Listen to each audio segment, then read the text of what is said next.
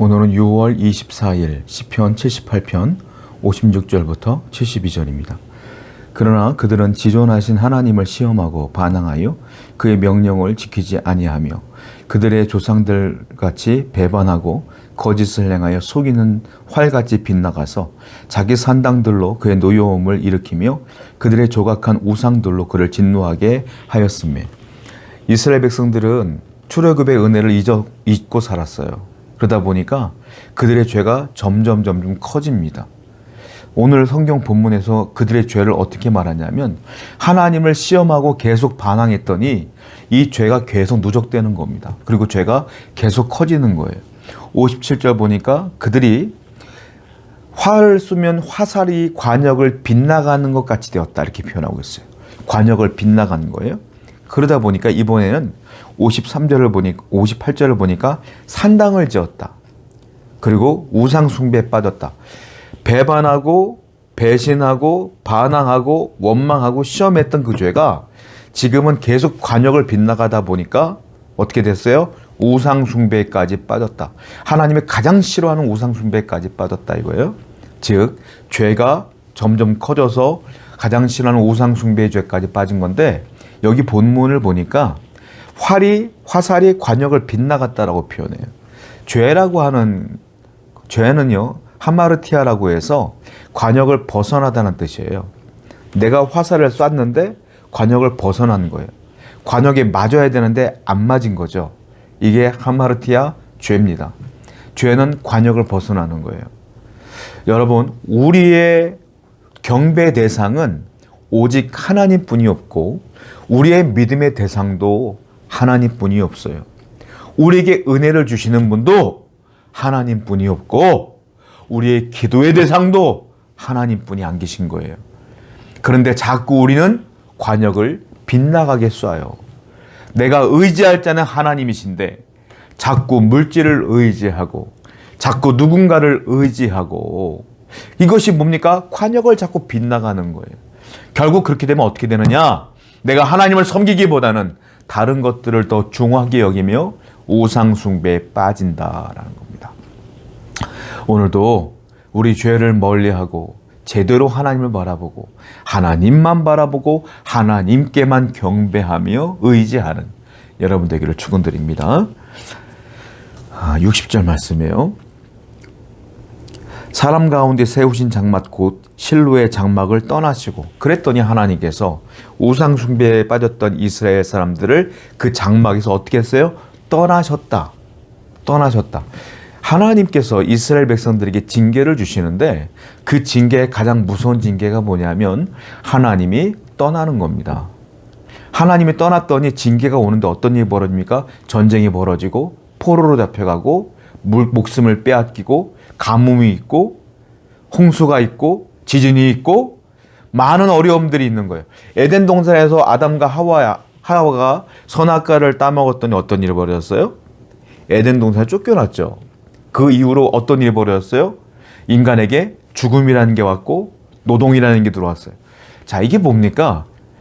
하나님이 아담과의 관계 속에서 단절되니까 죽음이라는 징계가 온 거예요. 이스라엘 백성들이 우상 숭배에 빠지고 하나님을 원망했더니 하나님과의 단절이 벌어졌어요. 하나님이 떠났어요. 그랬더니 그들에게 전쟁이 벌어진 거예요. 자, 우리의 눈으로 보이는 징계들은 부수적인 겁니다. 그게 징계의 본질이 아니에요. 징계의 본질은 뭐냐면 하나님이 떠나는 게 징계의 본질이에요. 하나님이 떠났더니 나타나는 부수적인 것들이 전쟁, 기근, 죽음, 고난, 고통, 이런 거지. 이게 징계가 아니라 하나님이 떠나는 게 징계라고요. 하나님의 복은 뭡니까? 하나님이 나와 함께하는 게 복이라. 성도 여러분, 하나님이 나를 떠나는 순간 나는 망하는 거예요. 그러니까 죄를 멀리하시고 항상 하나님만 붙들고 원망보다는 감사를, 은혜를 잊지 않는 여러분 되기를 축원드립니다. 65절부터 볼게요. 그때 주께서 잠에서 깨어난 것처럼 포도주를 마시고 고함치는 용사처럼 일어나서 그의 대적들을 쳐 물리쳐서 영원히 그들에게 욕되게 하셨도다. 또 요셉의 장막을 버리시며 에브라임 지파를 택하지 아니하시고 오직 유다 지파와 그의 사랑하시는 시온산을 택하시며 이스라엘 백성들의 장자권은 요셉에게 갔습니다. 요셉의 두 아들 에브라임과 므낫세, 특별히 에브라임에게 갔어요. 사자였지만 둘째였지만 영적인 복을 에브라임이 받았어요. 그 에브라임은 곧 이스라엘입니다. 그런데 하나님께서 이스라엘이 하도 죄를 범죄하니까 에브라임을 버리셨다. 이스라엘을 버리셨다. 이 말이에요. 그런데 하나님께서는 버리고 끝이 아니라 그래도 긍휼히 여기시니까 대안을 마련해 주셨어요. 그 대안이 뭡니까? 유다 지파예요. 하나님이 에브라임을 버리시고 유다 지파를 선택하셨다. 결국은 유다 지파를 통하여 다윗이 나타났고 그 다윗 후손으로 예수님이 이 땅에 오시게 되는 거예요. 자, 그 앞에 뭐라고 했습니까? 하나님께서 마치 용사가 잠에서 깨어난 것처럼 용사처럼 이렇게 일어나서 대적들을 쳐서 물리쳤으며 그에게 포도주를 주셨다.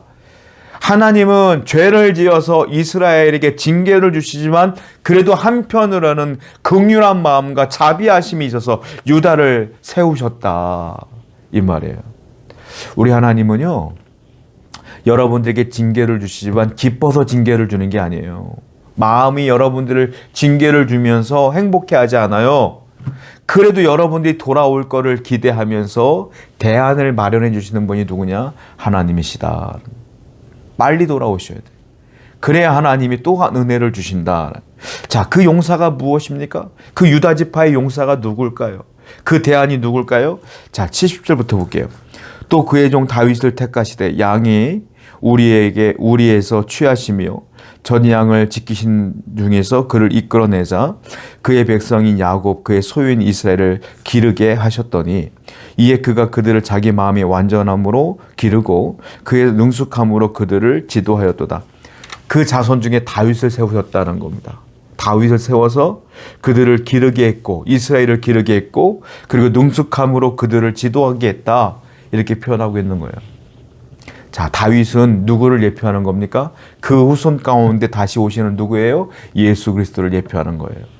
예수님이 이스라엘을 다시 능숙하게 지도하시고 그들을 이끌어 주실 것을 하나님이 대안으로 마련해 주신 거예요.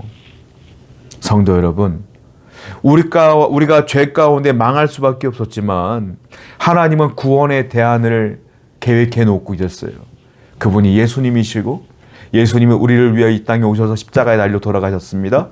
3일 만에 부활했고 그 예수 그리스도를 나의 구원자로 믿으면 구원을 받게 되어 있죠. 그리고 그 예수님은 지금도 살아계셔서 나를 또한 여러분들을 이끌고 계시고 있다. 능숙하게 우리를 지도하신다. 하나님의 백성을 지금도 인도하신다. 할렐루야.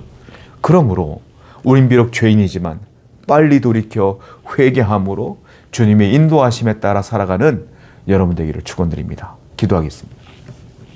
하나님, 관역을 벗어나지 않도록 도와주시고 언제나 죄를 멀리하여 예수님의 인도하심을 받아 살게 하여 주옵소서. 예수님의 이름으로 기도드렸습니다. 아멘.